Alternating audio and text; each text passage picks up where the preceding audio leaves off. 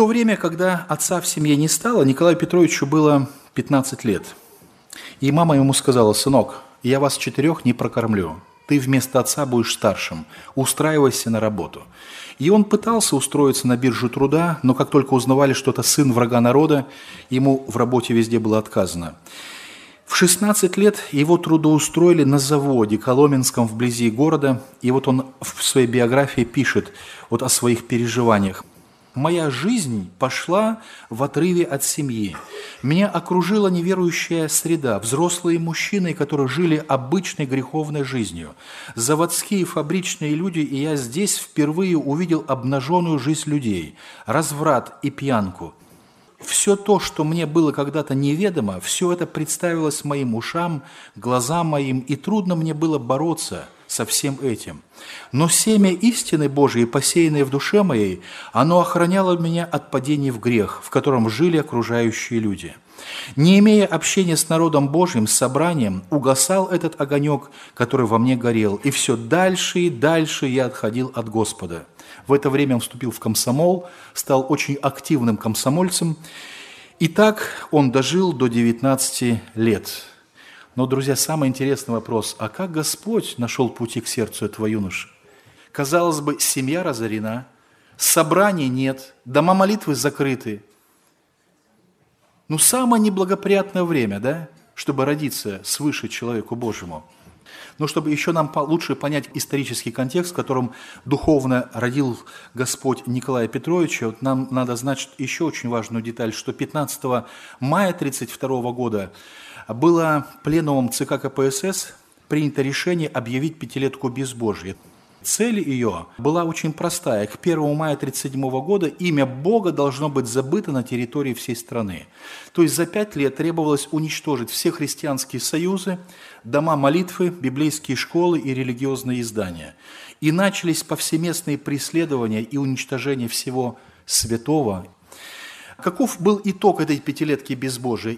Из 3000 домов молитвы евангельских христиан-баптистов оставилось только 3 дома молитвы.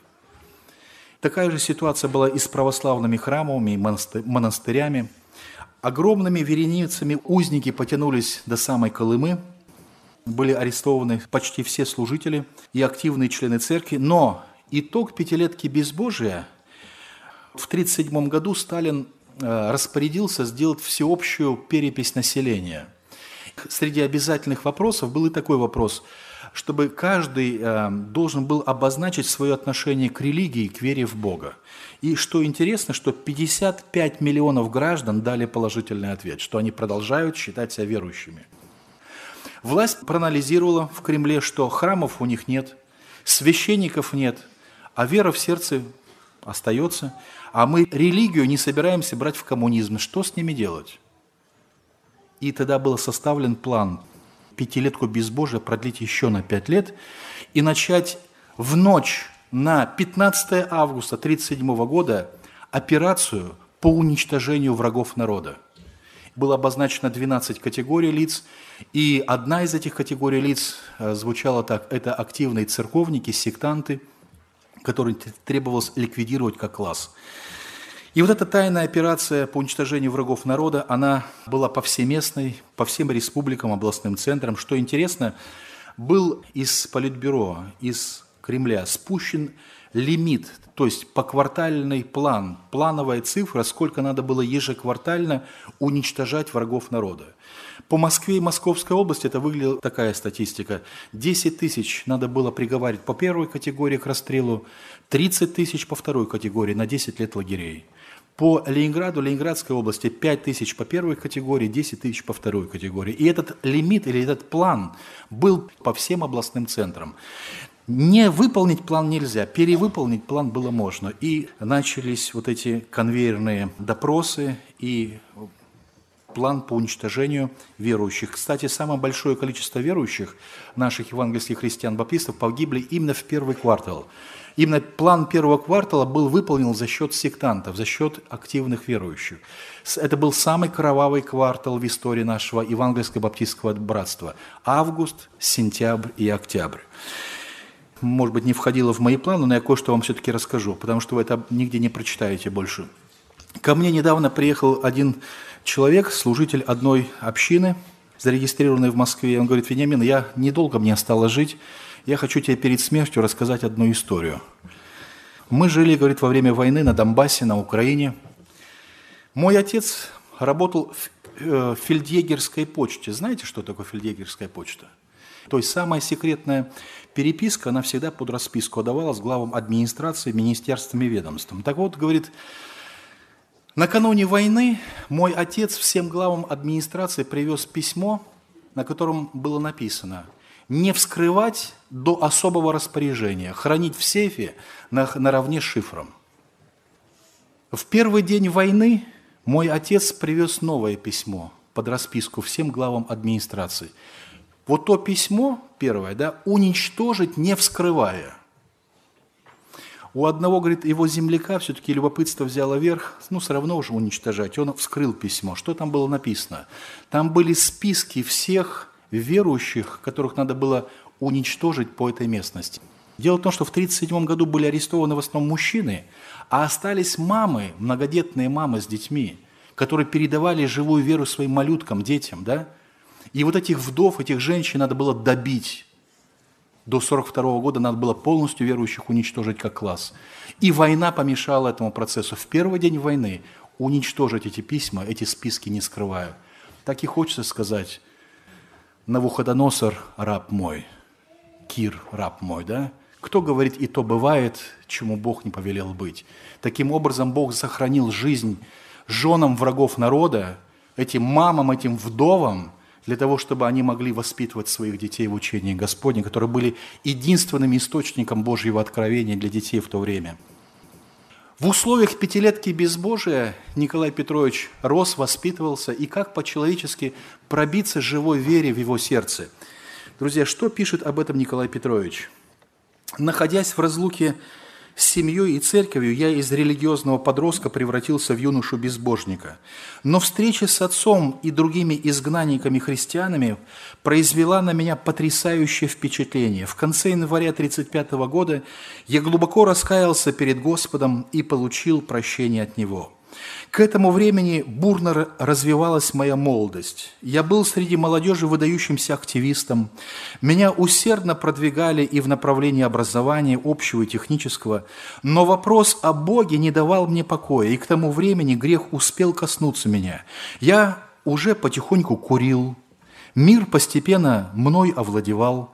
И отец, зная это, был очень осторожен ко мне и никогда не упрекал меня в этом. И был тот день, когда Дух Божий коснулся моего сердца. Я глубоко раскаялся в простых коротких словах. Один в комнате, я успел только позвать отца с матерью, пал на колени и раскаялся пред Господом. В моем сердце загорелось желание свидетельствовать другим об имени Божьем. Тогда мне исполнилось 20 лет. Итак, Господь достиг сердца Николая. 2 недели спустя после его покаяния он был арестован. Он не успел принять крещение. Его единственная вина состояла в том, что 2 недели тому назад он покаялся пред Богом и не скрывал этого пред людьми. Он в цех принес Библию, стал свидетельствовать молодежи о Господе. Он заявил о выходе из комсомола. Это стало достоянием начальства. Начальник завода, директор завода пригласил его в свой кабинет, а там был работник НКВД, который вручил ему вот этот ордер на арест от 10 февраля 1935 года. Через 2 недели после покаяния он был арестован. Это был христианин с 2-недельным христианским стажем. Он не успел крещение принять, но он успел своей верой укорениться в Господе. И этих 2 недель достаточно было. Написано: «Вы все, прилепившиеся к Богу, живы все до ныне». Он успел прилепиться к Господу. И дальше начался 12-летний узнический путь. Это фрагмент из его протокола допроса. Вы вступили в комсомол, будучи уже убежденным евангелистом? Ответ.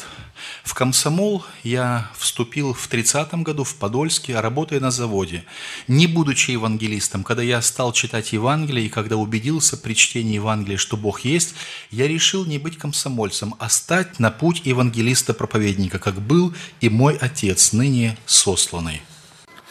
Николай Петрович в своих воспоминаниях, в своей биографии пишет такие слова.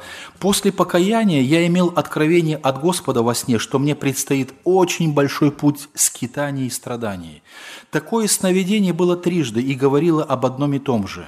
Поэтому отец мой и мать моя предупредили меня и сказали: „Ну, сынок, готовься, тебе предстоит большой, долгий скитальческий путь“». В тюрьме мне исполнился 21 год. Чувства в душе моей были контрастные. С одной стороны, наступившая бурная молодость требовала свое, вступала в свои права, с другой стороны, истина Божия, которая загорелась в моей душе, которая открылась мне, звала меня вперед, звала на страдание. Окружающие арестанты мне предвещали, что это недоразумение, что выяснят, выпустят, но я заявил им, что мой путь – это путь скитания, и он продлится долгое время. Так начались мои страдания.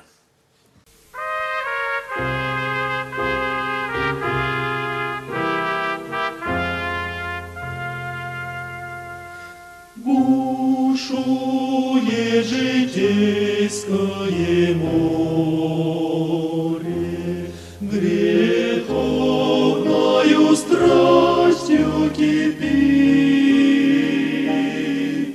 вокруг слезы, вопли и горе, душа изнывает, болит. Мы боремся, силы теряем, но верим, поможет нам Бог. Мы тихую пристань узнаем,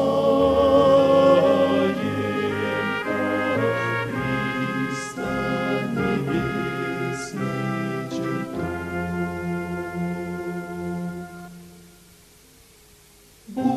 Бушует житейское море, темно непроглядно вокруг. Смотрю я со скорбью во взоре, не знаю, кто враг мой, кто друг. Мы боремся, силы теряем, но верим, поможет нам Бог. Мы тихую пристань узнаем, та пристань небесный чертог. Бушует житейское море, маяк на нем огонек. Ладья наша с бурею спорит, огонь маяка нас привлек. Мы боремся, силы теряем, но верим, поможет нам Бог. Мы тихую пристань узнаем, та пристань небесный чертог.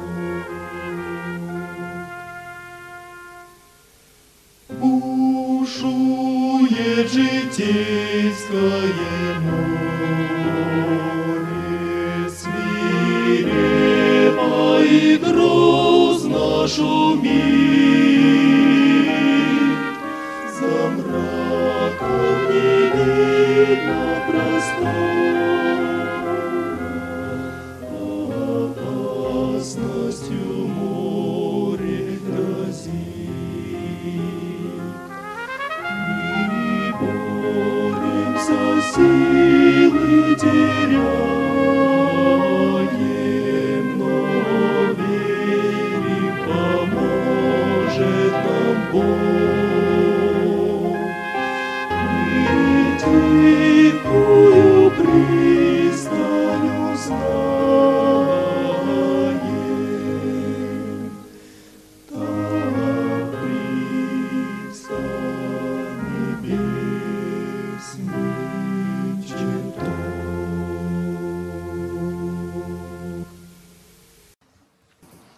В постановлении особого совещания НКВД от 15 апреля 1935 года написано: Храпова Николая Петровича за контрреволюционную агитацию заключить в лагерь, в исправтрудлагерь сроком на 5 лет. Его отправили этапом на Дальний Восток. Много ужасов пришлось пережить за это время, но и в тех условиях Господь давал сил свидетельствовать о Христе, приобретая души для Него. Этап он состоял из 2 отрезков. Первый отрезок пути до Бама. Здесь он находился 2,5 года, строительство железной дороги. А в 1937 году он был отправлен дальше в Магадан. Николай Петрович вспоминает, что когда он оказался на строительстве БАМа, среди заключенных в дебрях Дальнего Востока формировался мой внутренний духовный человек. От Духа Святого я почувствовал побуждение и ясно услышал голос: «Хочешь быть целым? Хочешь сохранить себя? Молись. Один только путь. Молитва глубокая, горячая, искренняя». И я молился. Мне предоставилась возможность уединиться среди дикой природы Дальнего Востока. У меня были молитвенные места, куда я постоянно, систематически заходил и посещал их. И там, в уединении с Господом, я черпал силы для борьбы дальнейшей, для прохождения моего скорбного пути. Господь благословил мои страдания. Там мне приходилось встречаться с некоторыми людьми, свидетельствовать им и милостью Божию приобретать их для Господа. В 1937 году его отправили дальше по этапу, как я уже говорил, на Колыму, где располагалась гигантская система ГУЛАГа под названием Дальстрой-Лаг. Это больше 150 лагерных пунктов под управлением этого человека по фамилии Берзин. В 1937 году он был арестован как шпион японской разведки, на его место пришел еще более злой начальник. Заключенных доставляли сначала в Владивосток, здесь был порт Находка, потом грузили вот на эти корабли. Это специальный корабль для перевозки заключенных, в трюмах они располагались, и везли по Японскому и Охотскому морю в Магадан, бухту Нагаева. Этот путь длился примерно 7-10 суток, в зависимости от погодных условий. Я читал недавно свидетельство одной женщины, христианки, которая пережила этот путь. Она описывает, что многие заключенные умирали, но трупы не выдавали, чтобы на них получить пайку хлеба, потому что голодные были. А акулы чувствовали запах мертвечины и мордами били в днище корабля, требовали: «Отдайте нам мертвечину, это наша пища». И когда уже не вмоготу было удерживать разлагающиеся трупы, их выдавали, выбрасывали за борт, это был пир для акул. И вот Николай Петрович через это прошел, ему было всего 23 года, да? Господь сохранил его жизнь. Лагеря Дальнего Востока, или Дальстрой-Лаг, вот эта система, большей частью располагающаяся на территории Колымы, лагерный пункт, они в основном были ориентированы на строительство дорог и на добычу золота. Вот я нашел такие цифры, что ежегодно добывалось 90 тонн золота. И на 1 января 1940 года в этих лагерях находилось 190 тысяч заключенных. За 15 лет там находилось около 1,5 миллиона заключенных, из которых 3/4 навсегда остались на этой колымской земле, лежать в этих рвах-могильниках. То есть там очень суровые были условия жизни. Что очень интересно, по книге Николая Петровича, вы помните этот момент, он нашел самородок весом 475 грамм. Было правило, что любой самородок, маленький или большой, необходимо было сдавать, и власть рассчитывалась так: 1 рубль за грамм золота. Он получил за этот самородок 475 рублей. Что можно было купить в лагерном киоске за эти деньги? Булка хлеба стоила 100 рублей. За эти деньги можно было купить 4,5 булки хлеба. Он отдал деньги эти расконвоированному заключенному, тот исчез вместе с его деньгами. Так что он самородок сдал, а вдоволь хлеба поесть не мог. То есть вот так был обесценен труд вот этих рабов, заключенных, которые работали и умирали в тех местах и пополняли золотые фонды, резервы нашей страны. Колыма. 1000 осужденных за Слово Божье навсегда остались лежать в этом суровом крае. Николай Петрович писал, что заключенных привозили в тайгу, где они сами строили себе зону Затем они строили жилье для охраны, и после этого начиналась их эксплуатация. Голод, холод, непосильные нормы выработки, ужасный колымский климат, жестокость режима, цинга и туберкулез, который болели подавляющее большинство заключенных, быстро делали свое дело. Морозы 50 градусов признавались годными для работы. По произволу отдельных начальников выводили работать при минус 60 градусов. И по этой причине тысячи заключенных навсегда остались лежать в этих землях. Начальник лагерей Гаранин Степан Николаевич, полковник НКВД, который прославился тем, что расстреливал целыми лагерями, оставшимся в живых добавлял сроки заключения, их называли гаранинскими. Сотни тысяч несчастных человеческих жизней были загублены по воле этого ужасного человека, его помощников и заместителей. Они погибли от голода, мороза, а более всего от массовых расстрелов. Николай Петрович описывал, что их медицинская зона была превращена в распределительный пункт для смертников. Это был 1937 год. Отсюда приговоренных к смерти уводили малыми группами на расстрелы. Гаранинские расстрелы совершались под тракторный грохот. То есть заводили ночью трактор, дизель, чтобы заглушал выстрелы, чтобы не слышно было выстрелов. И заключенные, когда слышали на горизонте звук трактора по ночам, они говорили: «Наши уходят». И этот трактор работал каждую ночь. На совести этого человека больше 26 тысяч расстрелянных заключенных, которых всех потом посмертно реабилитировали.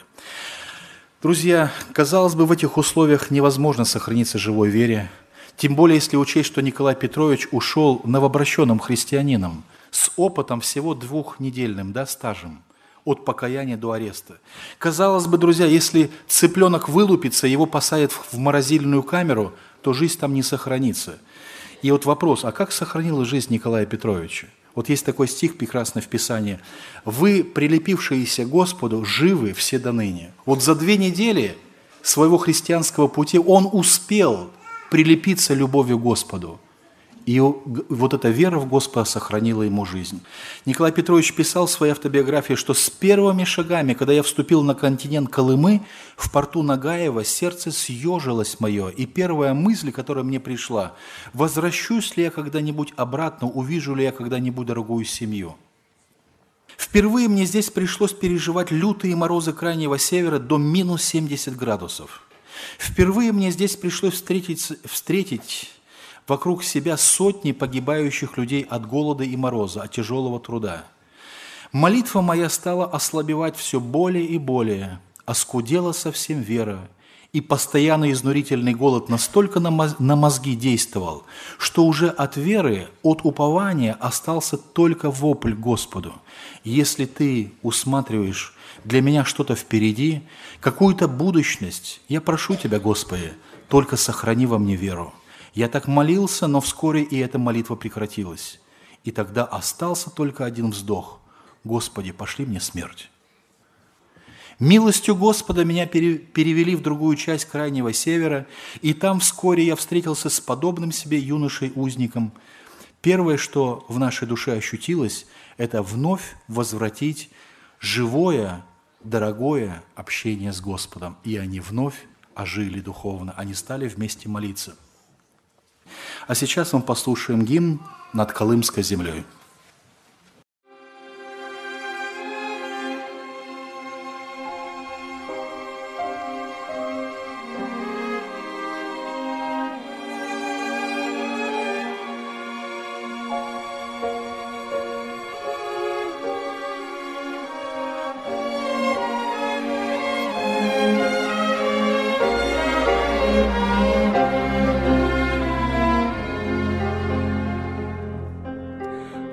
Колымской землей ветер злобно гудит, в вышине тускло звезды мерцают, одиночке сырой на коленях стоит, бедный узник и к Богу взывает. Мой Господь, не оставь ты меня, не забудь, и вдохни ты в меня свою силу.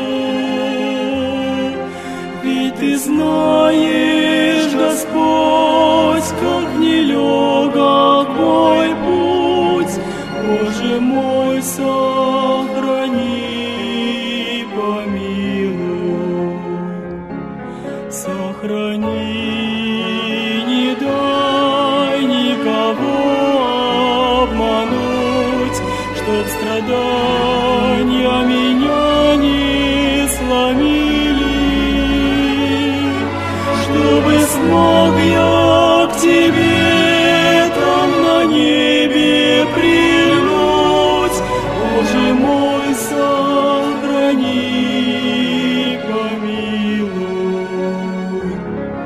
И в далекой дали, где уж писем не ждут, где меня все давно позабыли,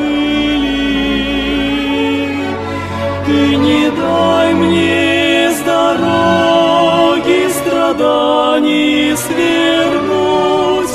Боже мой, сохрани, помилуй.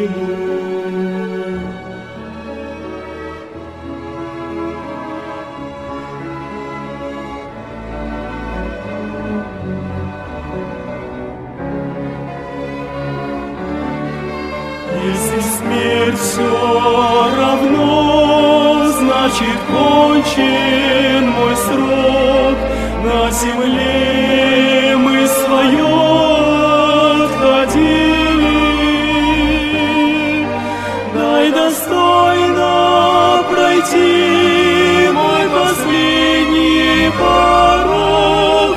Боже мой, сохрани, помилуй.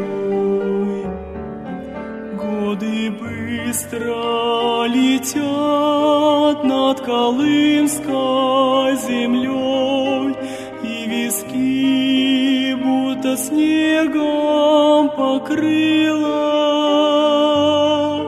Бедный узник не спит, только шепчет с мольбой.